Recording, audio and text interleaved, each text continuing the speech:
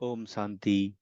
आज की अव्यक्त मुरली 27 फरवरी सन 1972 से लिया गया है, जिसका शीर्षक है होली हंस बनने का यादगार। होली। आप हैं सदा बाप के संग में रहने वाली रूहानी रंग में रंगी हुई आत्माएं, होली हंस, जो सदा होली अर्थात पवित्र रहते हैं। उन्हों के लिए सदा होली ही है।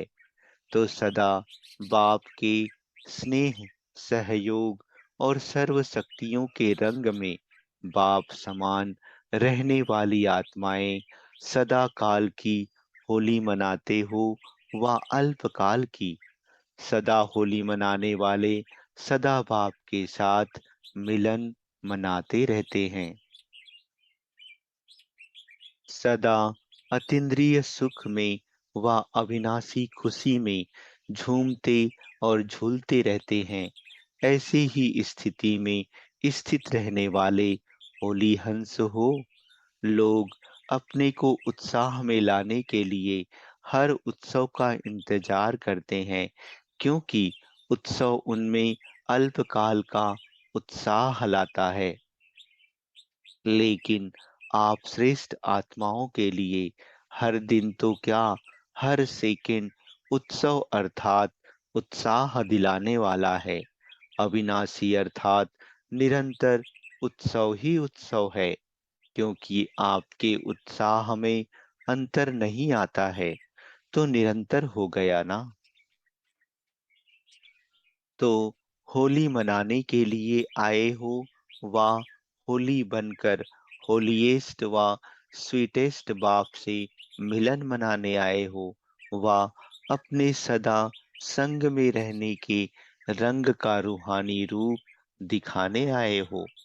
होली में अल्पकाल की मस्ती में मस्त हो जाते हैं, तो क्या अपने अविनाशी ईश्वरीय मस्ती का स्वरूप अनुभव करते हो?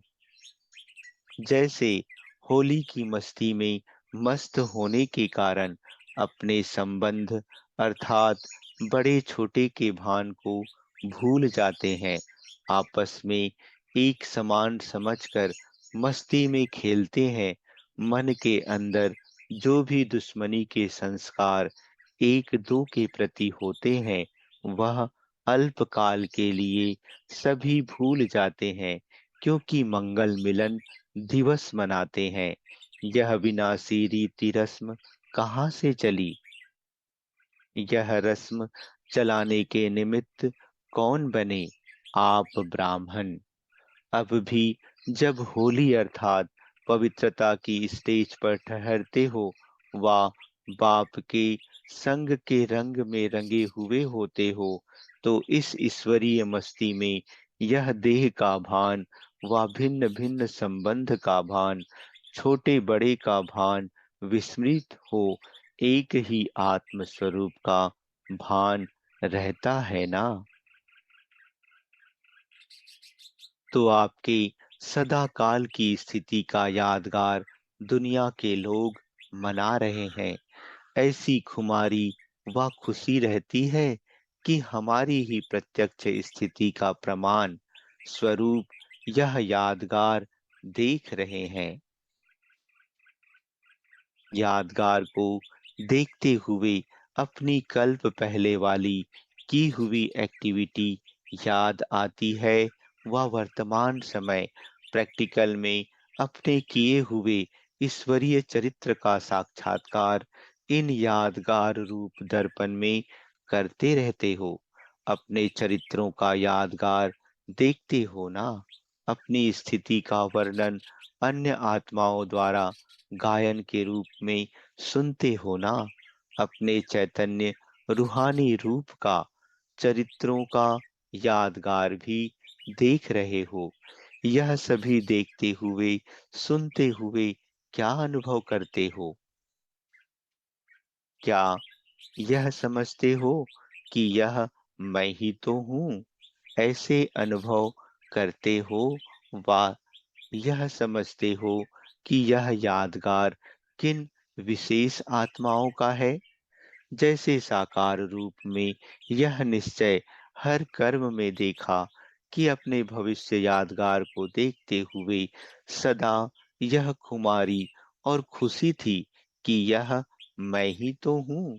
ऐसे ही आप सभी को यादगार चित्र देखते हुए व चरित्र सुनते हुए व गुणों का गायन सुनते हुए यह खुमारी और खुशी रहती है कि यह मैं ही तो हूँ।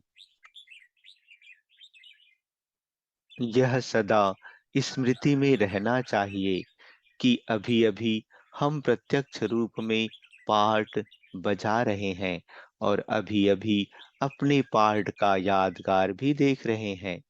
सारे कल्प के अंदर ऐसी कोई आत्माएं हैं जो अपना यादगार अपनी स्मृति में देखें? यूं तो देखते सभी हैं, लेकिन स्मृति तो नहीं रहती ना। सिर्फ आप आत्माओं का ही पार्ट है जो इस स्मृति से अपनी यादगार को देखते हो। तो स्मृति से अपनी यादगार को देखते हुए क्या होना चाहिए? कोई कोई ने बताया, बाप दादा कहते, विजयी तो हो ही, विजय का तिलक लगा हुआ ही है। जैसे गुरुओं के पास व पंडितों के पास जाते हैं तो वह तिलक लगाते हैं।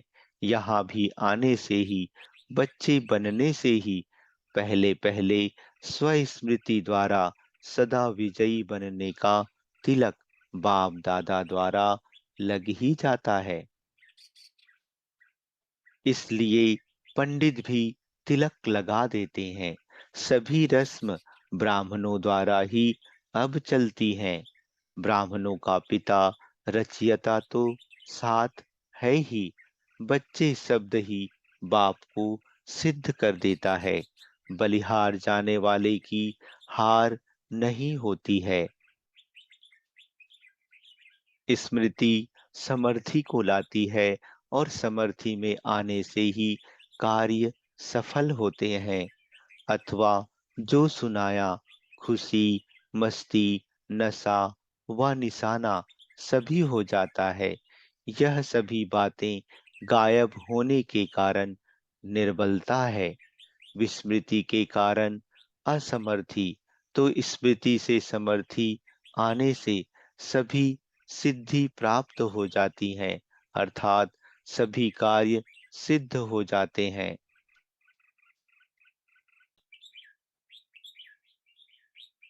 स्वस्मृति में रहने वाला सदैव जो भी कार्य करेगा व जो भी संकल्प करेगा, उसमें उसको सदा निश्चय रहता है कि यह कार्य व यह संकल्प सिद्ध हुआ ही पड़ा है। अर्थात ऐसा निश्चय बुद्धि अपनी विजय व सफलता निश्चित समझकर चलता है। निश्चय ही है जो ऐसे निश्चित सफलता समझकर चलने वाले हैं, उनकी स्थिति कैसी रहेगी? उनके चेहरे में क्या विशेष झलक दिखाई देगी? निश्चय तो सुनाया कि निश्चय होगा, विजय हमारी निश्चित है, लेकिन उनके चेहरे पर क्या दिखाई देगा? जब विजय निश्चित है तो निश्चिंत रहेगा ना। कोई भी बात में चिंता की रेखा दिखाई नहीं देगी। ऐसे निश्चय बुद्धि विजयी, निश्चित और सदा निश्चिंत रहने वाले हो। अगर नहीं तो निश्चय बुद्धि 100% कैसे कहेंगे? 100% निश्चय बुद्धि अर्थात निश्चित विजयी और निश्चिंत।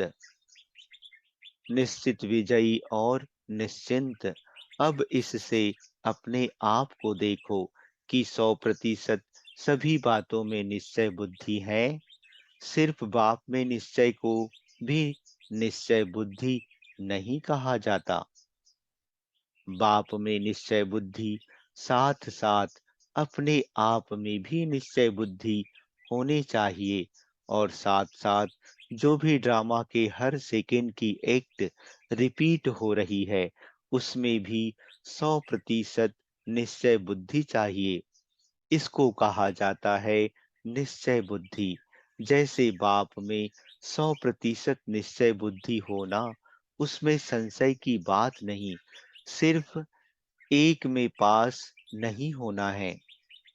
अपने आप में भी इतना ही निश्चय होना चाहिए कि मैं भी वही कल्प पहले वाली बाप के साथ पार्ट बजाने वाली श्रेष्ठ आत्मा हूँ, और साथ साथ ड्रामा के हर पार्ट को भी इसी स्थिति से देखें कि हर पार्ट मुझ श्रेष्ठ आत्मा के लिए कल्याणकारी है।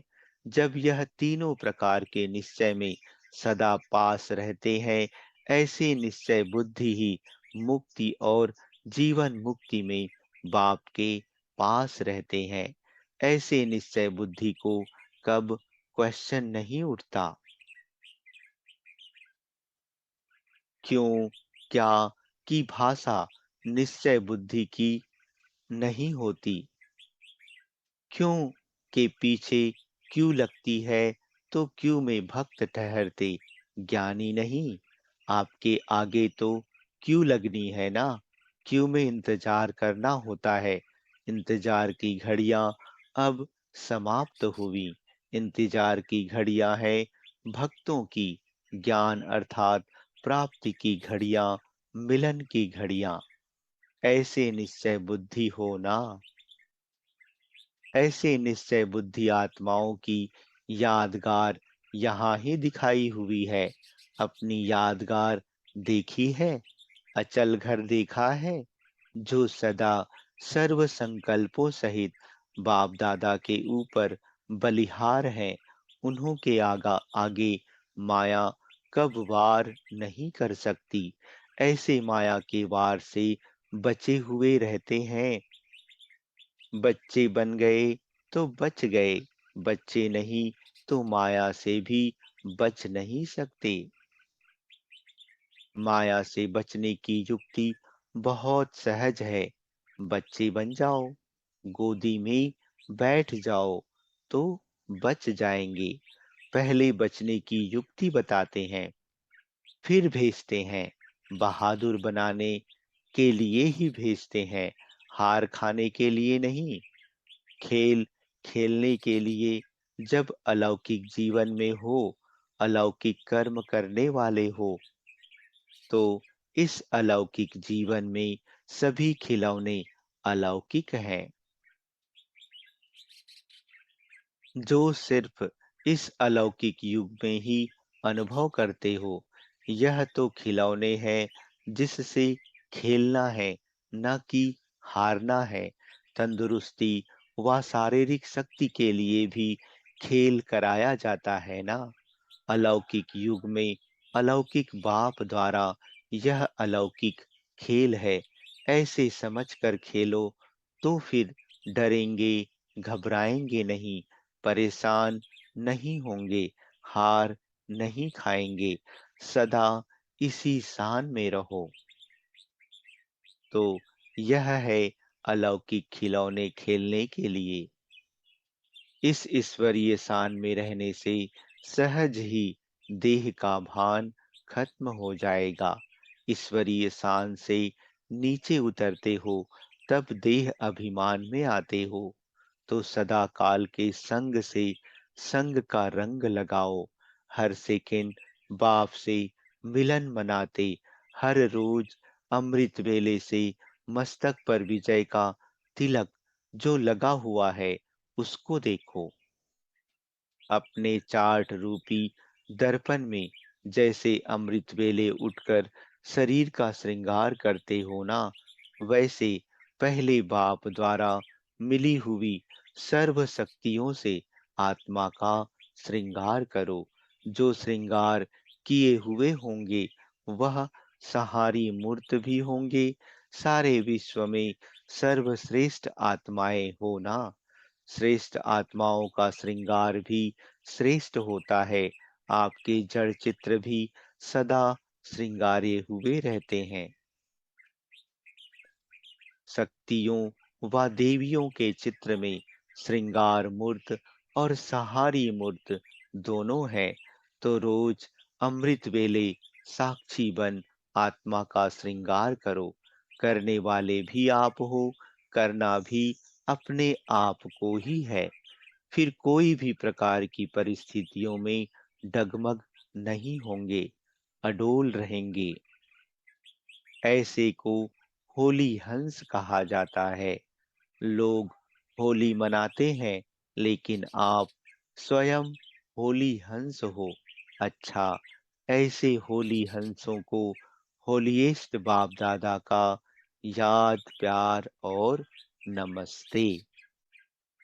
अच्छा, ओम शांति।